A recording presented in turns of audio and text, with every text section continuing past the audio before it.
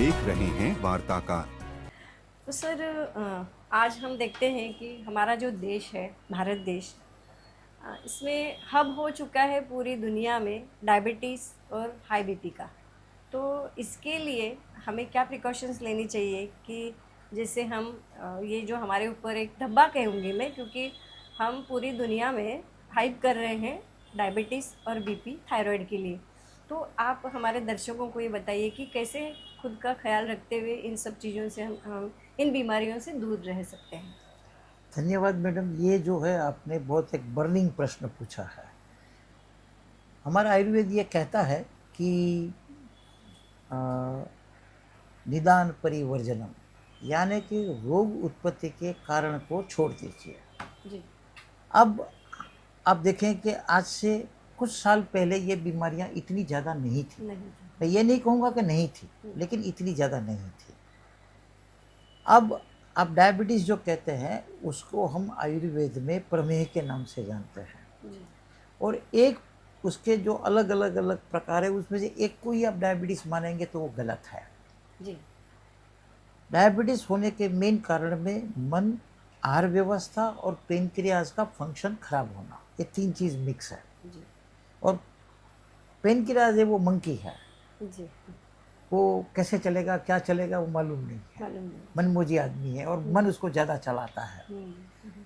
तो आज के युग में मन को स्वस्थ रखने का कार्यक्रम नहीं है। जी बिल्कुल सही है। दूसरी बात यह है कि आप ये मोबाइल रखें, आप अपने लाइफ पार्टनर के साथ रहते हैं, अगर इसमें लॉक है तो मन स्वस्थ रहेगा? नहीं रहेगा। तो ये जो कार्यक्रम है वो हमारे दूसरे के लॉक के ऊपर हमारी दृष्टि है। जी। पहले के ज़माने में एक कहावत थी मशहूर जी। कि दूसरों की पोस्ट नहीं पढ़ना, हाँ। और आज के युग में दूसरे के मोबाइल नहीं देखना। This should we have to change this phrase.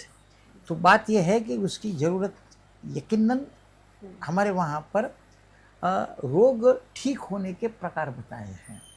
एक सुख साध्य है, नवीन रोग है तो ठीक हो जाता है 1 साल के अंदर में।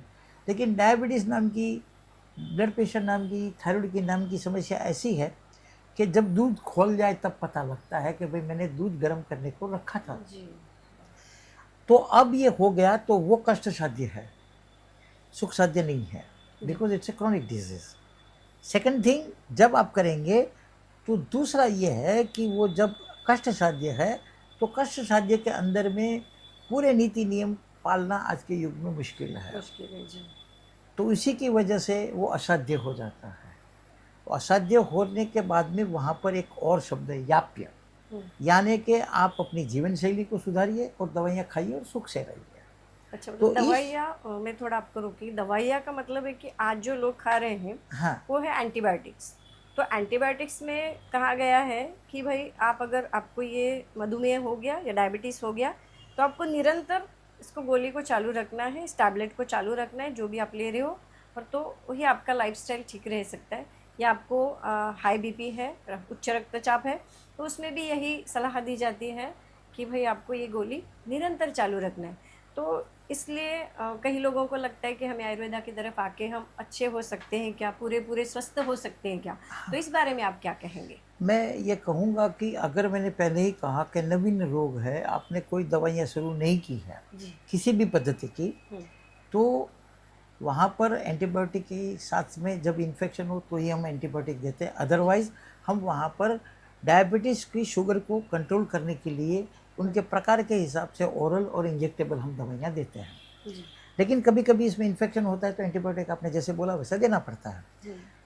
तो ये जब हो जाता है तो वो, जब मैंने कहा ऐसा करके याप्य हो गया तो ठीक नहीं हो सकता है। लेकिन वो दवाइयों की साइड असर कम होती है या तो निगल कर सकती हैं, और उनका डोज कम कर सकते हैं, या आयुर्वेद और होम्योपैथी जरूर कर सकती है। लेकिन उसके लिए हमारे वहाँ पर 4 आना के 16 आना लिखे हैं, यानी 4 पावली का 100 पैसा। तो एक 25 पैसा है वैद्य का, एक 25 पैसा है दवा का, एक 25 पैसा है रोगी का, और उससे भी ज़्यादा 25 पैसा है सेवक का। मैं घर में चाहूँगा कि मुझे ये समय ये खाना मिले और मेरी वाइफ भी वर्किंग वूमेंस है, तो पॉसिबल नहीं है। जी। तो ये 4 आना में सबसे लास्ट वाला 4 आना बहुत इम्पोर्टेंट है। वो 75 पैसे में न भिले तो सो नहीं होता है। वैसे ही ये आपको सुविधा हो तो ठीक हो सकता है, लेकिन मैं फिर से कहता हूँ कि कोई भी दावा करे कि आप ये करें ये बंद हो जाएगा, वो मत कीजिए। जी। आप अपने ढंग से एविडेंस बेस्ड दोनों दवाइयाँ लें, लाइफस्टाइल लें और धीरे धीरे कम करें। फिर छोड़ने के बाद भी मान लीजिए कि आपने दवाइयाँ बंद कर दी एलोपैथिक की, तो बावजूद भी आप टेस्ट करते रहिए। ये नहीं कि आज नहीं है तो कल नहीं है। तो ये एक जानकारी रखनी चाहिए। वैसे ही ब्लड प्रेशर में है, प्रिकॉशंस लेना जरूरी प्रिकॉशंस लेना जरूरी है। आयुर्वेदिक दवाई भी है, लेकिन ये मत सोच के लीजिए कि लेने से मेरे को ये दवाई बंद हो जाएगी। जी, बिल्कुल। आपको जीने के लिए जैसे सांस जरूरी है, वैसे आपको ब्लड प्रेशर कंट्रोल करने के लिए, डायबिटीज़ के लिए, थायराइड के लिए, जो एंडोक्राइन सिक्रिएशन डिजीज़ है, वो सबको आपको मेंटेन करना है और उसी का उपयोग करना चाहिए। तो कोई भी भ्रामिक मल्टीमीडिया के द्वारा जो कुछ हुआ जाता है वो एविडेंस नहीं है, क्योंकि अगर हो गया होता तो मैं ये समझता हूँ आज तक उसको नोबेल पुरस्कार मिला होता। और आज की डेट, आज के समय मुझे मालूम है किसी को इस लाइन में नोबेल पुरस्कार नहीं मिला। नहीं मिला है, नहीं। धन्यवाद।